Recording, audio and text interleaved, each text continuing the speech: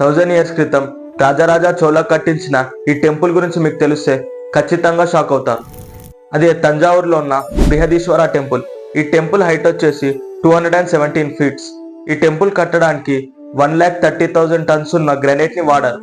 ఇందులో షాకింగ్ విషయం ఏంటంటే ఈ టెంపుల్ కి 60 kilometers రేడియస్ లో ఎలాంటి రాక్స్ గానీ రాక్ హిల్స్ గానీ లేవు. అలాంటప్పుడు ఇంత గ్రానైట్ ని వీళ్ళు ఎక్కడి నుంచి తెచ్చుంటారంటారు?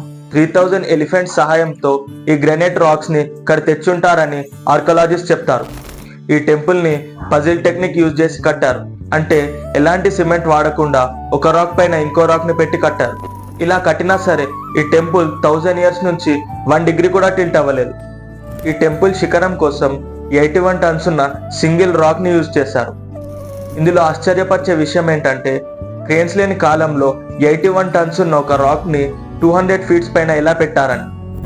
ఈ టెంపుల్ టాప్ వరకు ఒక ర్యాంప్ ని కట్టి ఏనుగులు గుర్రాల సాయంతో ఈ శిఖరాన్ని అక్కడ పెట్టారు. వండర్ఫుల్ ఇండియన్ ఆర్కిటెక్చర్ అయిన ఈ బృహదీశ్వర టెంపుల్ గురించి మీ ఫ్రెండ్స్ కి షేర్ చేయండి. Thank you. జై హింద్.